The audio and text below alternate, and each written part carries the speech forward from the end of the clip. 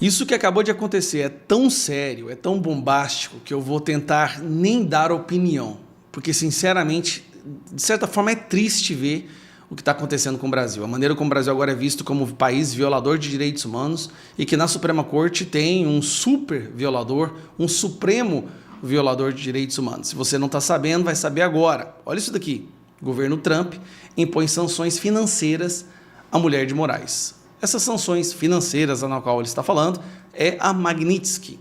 O governo Trump anuncia sanção contra a esposa de Moraes com lei Magnitsky usada pelos Estados Unidos para punir estrangeiros que violam direitos humanos. Eu acho que aqui a Globo esqueceu de colocar, né? Econômicas a indivíduos acusados pela Casa Branca de violações graves contra direitos humanos e é apelidado de pena de morte financeira. Essa pena, como vocês sabem, essa punição, essa sanção, foi primeiramente aplicada ao Alexandre de Moraes. Bom, constatou-se que o Alexandre de Moraes, a fonte de renda dele não é necessariamente o salário como ministro do STF, mas os proventos, né, a renda do escritório de advocacia no qual ele é dono junto com a esposa dele, esqueci o nome dela, Viviane. Viviane. E aí, a interpretação do governo americano é que o Alexandre de Moraes estava usando esse escritório de advocatício e a mulher dele para continuar com acesso às contas, ao sistema financeiro, o que é uma sanção. Então, se ele está sancionado, ele não poderia ter isso. Resultado foi esse aqui, ó.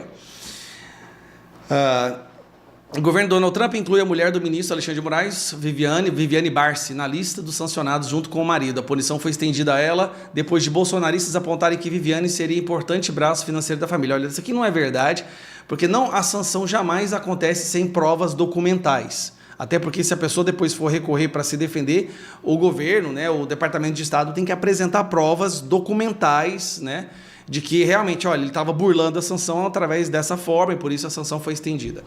A inclusão foi feita durante a viagem do presidente Lula, que é a pior parte. O Lula está nos Estados Unidos agora, ele está em Nova York para participar da ONU. E a tendência é que Lula responda ao Trump durante o discurso no debate da Assembleia. Nessa terça-feira, o Brasil é o primeiro a falar segundo. Então vai ter um quebra-pau ali. O que você acha, hein? Lula vai falar em primeiro lugar, depois vai falar o Donald Trump. Aí tá, ela é sócia no escritório de advocacia e uma das donas, juntos com os filhos, do Lex Institutos de Estudos Jurídicos, uma entidade da família fundada por Moraes no ano de 2000, mas depois repassada ao controle da família. O instituto é proprietário de 11 imóveis, sendo um deles a residência de Moraes em São Paulo. Em agosto, o deputado Eduardo Bolsonaro disse à Folha que havia passado a percepção ao governo Trump de que sancionar Moraes sem incluir Viviane seria contraproducente. Ele a descreveu, na época, como o braço financeiro do magistrado no STF. A motivação seria que parte do rendimento do casal é fruto da atuação dela como deputada. Isso pode ocorrer como... Bom, resumindo, mas parece que não é só isso. Eu fui ver aqui, porque normalmente quem tem informações de dentro do que está acontecendo é o Paulo Figueiredo. Então eu fui no perfil do Paulo Figueiredo, vou aumentar aqui, eu fui no perfil dele para dar uma olhada em um detalhe, que é esse aqui, aí vamos lá. E ele colocou isso aqui, ó. A postagem que ele colocou por último, mas não está aparecendo por quê, porcaria? Está aqui, ó. Missão dada é missão cumprida. Viviane e Lex devidamente sancionados. E o dia ainda não acabou. Shana Tovar, não sei o que significa isso. O Lex, que é o Instituto de Estudos Jurídicos do Alexandre de Moraes, no qual o Alexandre de Moraes aparentemente colocou todo o patrimônio dele, também foi sancionada. Aqui, ó. Exclusivo, escritório de advocacia Barsi de Moraes também, acabou de sair essa aqui, ó, também foi sancionado pela Magnitsky. Rapaz do céu, deixa eu ver isso aqui. Isso aqui acabou de sair, gente.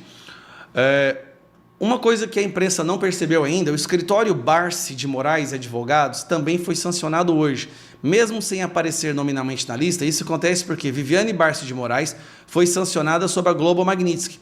Detém mais de 50% do escritório.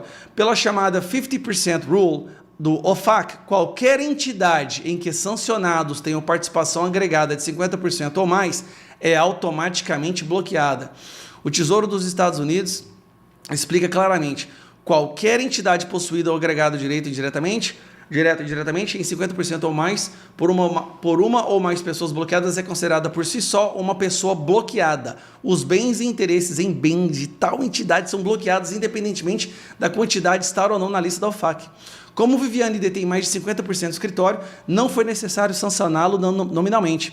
Pelo mesmo motivo, foi necessário sancionar explicitamente o Instituto. Pelo mesmo motivo, foi necessário sancionar explicitamente o Instituto Lex, onde Viviane detém apenas 25% e outros 75% pertencem aos 3 filhos de Alexandre de Moraes, cujos nomes também estão sendo avaliados pelas autoridades americanas para verificar a necessidade de sanção. Puta que pariu. Eu vou até parar o vídeo aqui agora. Cara, essa bomba apareceu, foi postada enquanto eu estou gravando o vídeo. Então, peraí, é o Moraes, é a Viviane, é o Instituto Lex e o Escritório de Advocacia do Moraes. Tá tudo sancionado. Minha Nossa Senhora!